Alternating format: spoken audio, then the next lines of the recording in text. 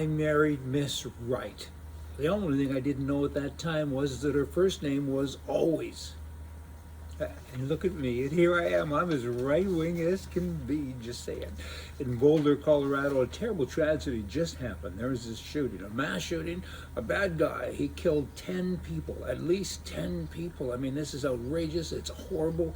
We get all of that. I mean, it sounds like he was crazy, clearly, but it also sounds like by his name and some other reports that we've heard already today that he's a Muslim. Is that true? Isn't it true? I mean, there's a whole bunch of things that are just unknown, but we'll get to them sooner or later, right? You should never work with things that you don't know. Kind of do some intel and get to the bottom of it. Then you have the President of the United States of America, no intel, no brains, no sense, doesn't matter. He says this. I do not have, at least he's honest with regards to this statement, I don't have any of the facts in Colorado, but we definitely need a gun ban.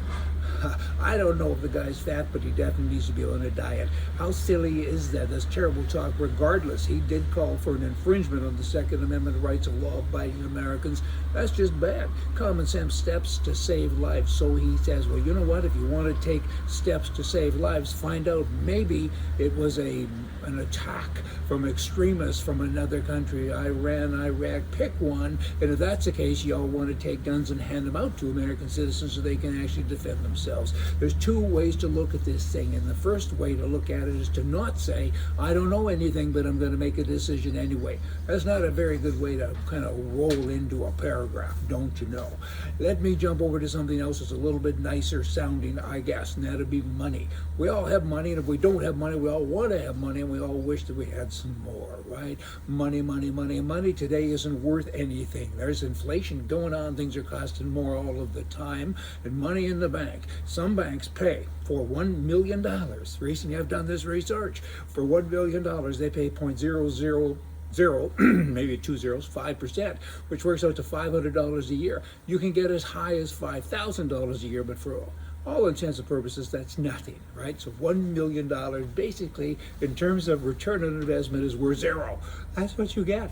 Now, let's analyze that. What happens to the $1 million? You put it in the bank, it's safe, okay, if you have $1 million. So you put it in the bank. What do they do with it? They invest it. They buy government treasury bills, they buy, they lend, they average at least 5%, but let's use 3, just for conversation, that's $30,000, right, a year on your money. So you give them your money, and they make money on your money, and you don't make any money on your money. Well, are you with me? So here's what I did. I'm the chairman of one company that has $1 million in its savings account, and it doesn't make any money. And I thought, you know what? I know the rules in today's world. I get it.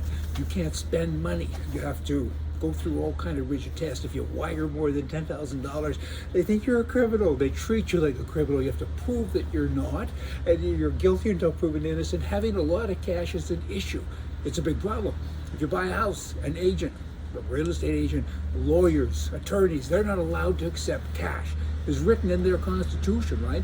And I analyzed all this and I thought, but hold it, but the bank is making money on my money. So I called my bank of the company and I said, that $1 million that you have in savings, please order the cash and give it to me. And they said, excuse me? And I said, you heard, give it to me. And I also want a letter from you stating that it's the company's money. It's our money. That it's real, and we didn't steal it because it is legal tender, and I'm going to use the cash instead of giving it to you to make money, and I don't even get love from you, and I don't like banks anyway, so we're going to now spend money. So that particular company is a real estate investment company. So they buy something and it needs a deposit of $100,000.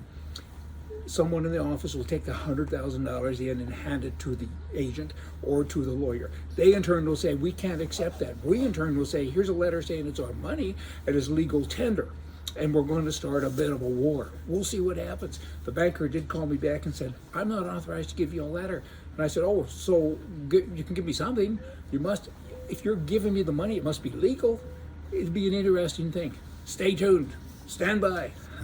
The Conservative Party of Canada, the members voted down the resolution to recognize reality of climate change. So says a reporter, the Canadian Press in Canada. Watch the wordage here.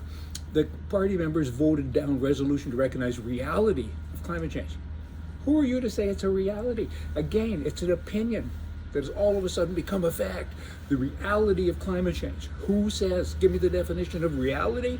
It shouldn't be coming from you, because there's two sides to that. You being the main press, mainstream press. Just more wordy stuff to kind of take into mind. Doesn't matter anyway, because Erin O'Toole, the leader of the Conservative Party, said, you guys are so stupid. You voted against something? How dare you? I'm in charge. I'm the leader. And I'm going to ignore you. Why? Why are you even having conversations with people? Canada is totally dysfunctional. The system is dysfunctional. Look at him. You guys voted for this and I don't agree with it. Your opinion has to match mine. That's socialism, stupidism, realism. Canada is totally dysfunctional. Can it be reformed? No. Is it worth saving? No. Not at this point in time. The East and West have been to so many marriage counselors for so many years. A century or more. It's always the same. Nothing changes. All talk, and talk's cheap, takes money to buy whiskey. You know what? The East takes money from the West, and they're rude about it on top of it all. And the West has no representation that's effective whatsoever. Separate.